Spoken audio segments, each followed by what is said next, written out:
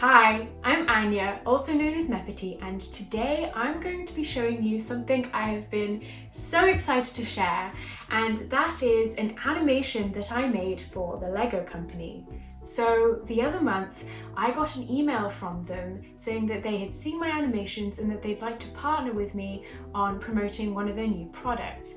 When I received this, I was absolutely blown away. So this video is going to be me discussing my animation process from start to finish, going from opening the product for the first time to final delivery. I also want to say, this is kind of silly, but one of my first ever digital art pieces I made when I was 13, it's still on my Instagram, was of a Lego head. And like the world works in mysterious ways. You've now come full circle, and that just, I don't know, it's really put a smile on my face. So anyway, to kick things off, we're going to head back into the past and visit Anya, who is unboxing the Andy Warhol Lego art piece. Hello me from the future, and welcome to my bedroom floor. I hope you don't have too many bags under your eyes, and how'd the project go? Because today, we're unboxing it. I actually already cut the bottom because I was hoping to see, but it's just another layer of cardboard, so I guess we're actually gonna find out now.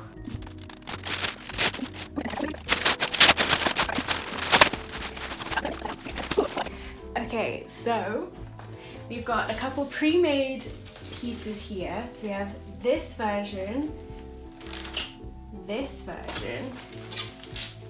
and this version, and then one package for me to do. Andy Warhol, I look forward to completing this.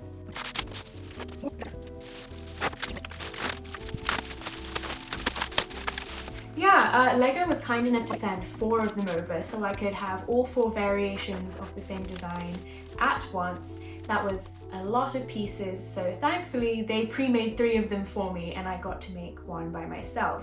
And in order to make this one, I wanted to film it nicely, and plus I needed to set up the stop motion setup anyway. I don't really have that many supplies for a professional setup, so I bought some lights, I have my tripod, but then to actually do overhead shooting, we have very craftily used my 2 bedside tables, a piece of a shelf, and some of my brother's skis. And then on the ground we had a white bedsheet thing which has been taped down so it doesn't crease. Now that I had all the pieces out and unpacked, it was my turn to build one of the Andy Warhol pieces. And this is such a cool product because, you know, you can actually display it and it doesn't look tacky at all in my opinion. And because you can have the different color variations, there's some creative freedom. The total number of pieces in this product is 3,341. So this took around 4 hours for me to make. I was huddled on the floor as I made it. I promise you, if you guys aren't filming yourselves, get a more comfortable setup because you're in for a long one. I say that, you can also take breaks, obviously. I really enjoyed it. It was very satisfying seeing this thing come to life, because at first you look like you're putting random bits in random places, but then suddenly it all comes together and boom, it's Marilyn Monroe. Alongside that, you're also provided with a soundtrack, and the soundtrack I found fascinating. I listened to it separately because I was doing research and taking notes, but this is where we have various experts on Andy Warhol talking about his life and the legacy he has left behind. I used this information and some of my own independent Googling to get an idea of who I'm making an advertising for, which is, it kind of is a bit of an odd rabbit hole because this is for the Lego company, but it's of a piece by Andy Warhol, but then this piece is of Marilyn Monroe. So there's, you know, several layers like Shrek and ogres. I don't know what I'm saying. So I had to be very considerate of which parts I'm promoting, and I had to be sure to not accidentally like step on anyone's toes. But it was a great learning experience, and I really enjoyed that actually, and I didn't really face too many roadblocks at all, which is great. The Lego team have been so helpful and supportive the whole way through. While I was waiting for approval from Lego, I knew already that the theme of a supermarket and soup cans was going to be fine. So I went out to a supermarket and recorded some reference footage and some audio.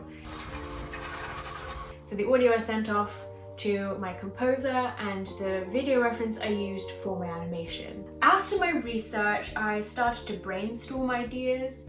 I was drawing little thumbnails and making fun pieces. So you can see I did this banana because I believe Andy did a cover for the Velvet Underground, and bananas are always great to draw. The yellow, my favorite color, as you can probably tell. In the end, I actually didn't really do much with this banana idea, so that left.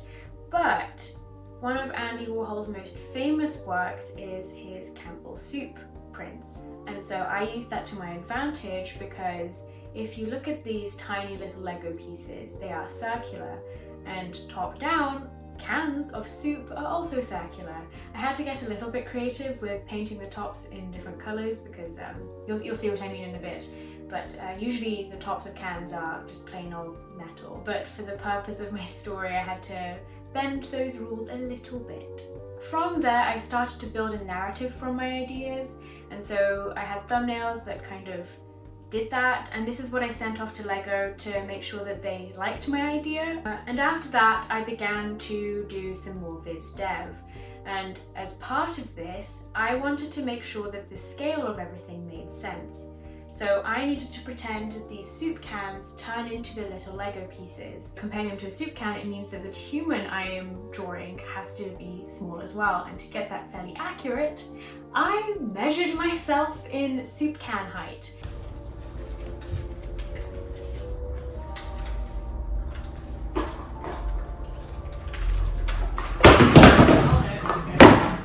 So this is some footage of me attempting to do that, but yeah, cans don't stack very nicely when they're just by themselves, so I got too scared of ruining the hardwood floor, and this is me photoshopping to conclude that I am 14 cans tall. I also did a little bit of playing around with character designs, just some very vague shapes. I used my Crayola markers just to kind of block in some random blobs. If anything stood out to me, then I would develop that further, which is what I did in this page. And my story requires 3 characters. We have our main character, who I am conveniently dressed in the same outfit as because I am my own muse and a mild narcissist. Because my main character is the most viewed from the most angles, I did a quick turnaround of them in TV Paint.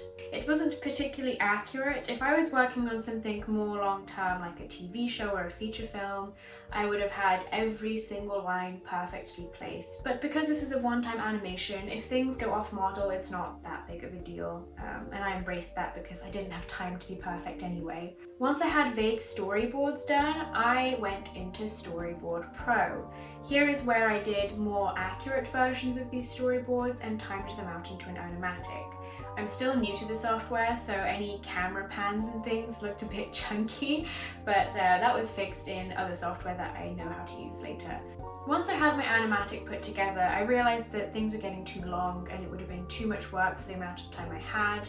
So I compromised, cut a few things down, and we ended up with something that was around 1 minute and 12 seconds.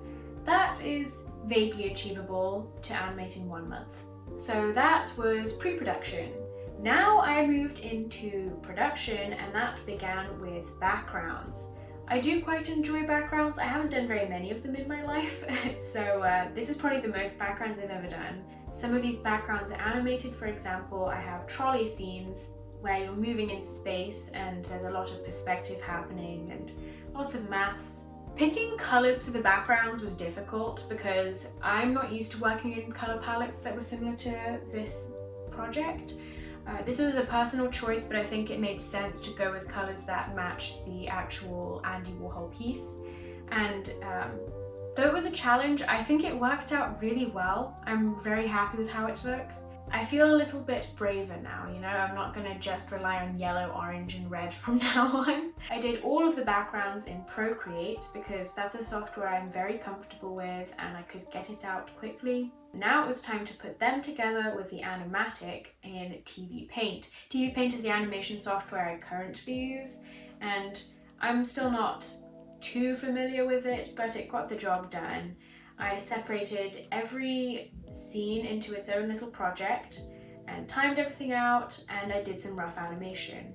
Now this is the part where documentation was difficult because I rough animate and then go in and do cleanup stuff I back and forth between the two constantly, rather than doing all my rough animation, then all my cleanup. This is not efficient, don't do this guys. This is just my messy lack of organization. The animation phase is what took the longest time by far, as in this is probably what took, I would say 90% of the time, especially because I'm a perfectionist and I was drawing sometimes on 2s, which if you don't know, animation happens on 24 frames a second, but if you animate all 24 frames, then that's a crazy amount of work. So most Western animation animates on 2s, so that's every 2 frames you change the image. A lot of Eastern animation happens on 6s and 4s, so it's much blockier. Yeah, so I was ranging from 2s to 8s in some places, which is scary for me because my personal preference is buttery smooth animation. In the meantime, I contacted one of my good friends, Roy. Hi. And he is this crazy, insane, multi-talented guy, but specifically for this, I hired him for the music. I sent off the animatic to him so we got an understanding of the timing, and I explained some of the vibe I was going for. So for example, the first half takes place in a supermarket, so you want that typical kind of elevator music. And he did a fantastic job straight off the bat. It was this overly dramatic, fun, cinematic music, and it really fit in with the timing of my stuff. He also did the sound design, and he got a few of his friends to do some of the recording. I will leave the links to all of these amazing people down below because they deserve love and support. They're super cool. Go hire them, everything. Some tweaking back and forth happened here and there. As I sent in more animation to Roy, he would adjust the timing a little bit, or I would give some feedback on instruments or volume, whatever. Communication is super important, and if you're directing something, it's your job to make things exactly how you want. And so it's a good thing that he's a good friend and super willing to work under a time crunch and collaborate with me. Finally, I was finished with animation right up until the last second. My gosh, it took a lot out of me, but it felt good to finally get it done. Once everything had been colored, and with my coloring I offset it from the line art just as an artistic choice. And so once all of that had been done, I exported the files into After Effects. Adobe After Effects is still something that I know very little about.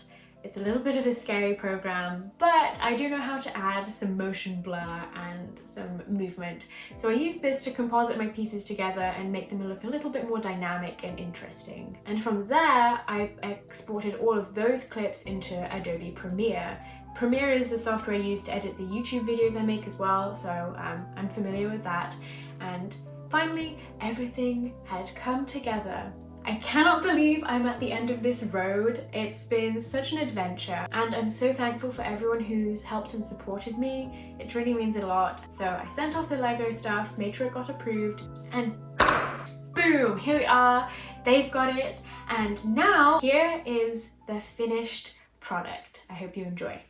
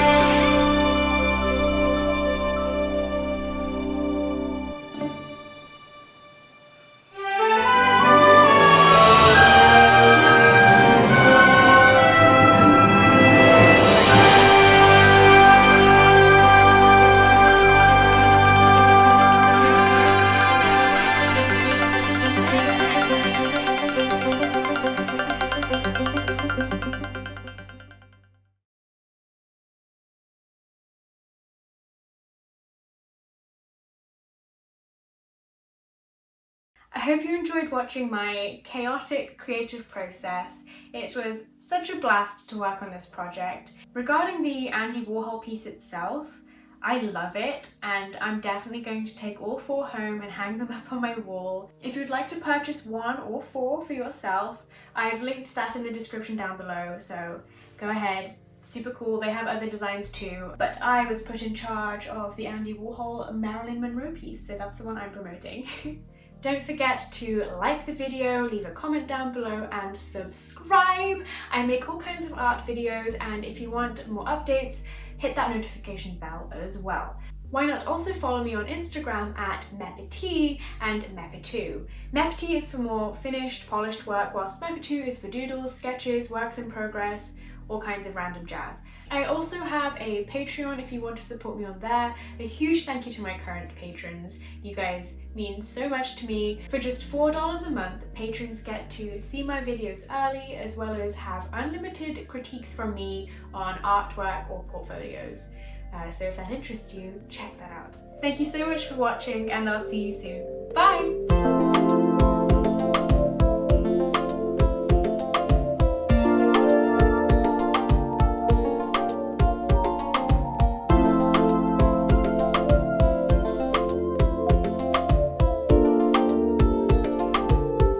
Okay, now it's time to deconstruct that setup.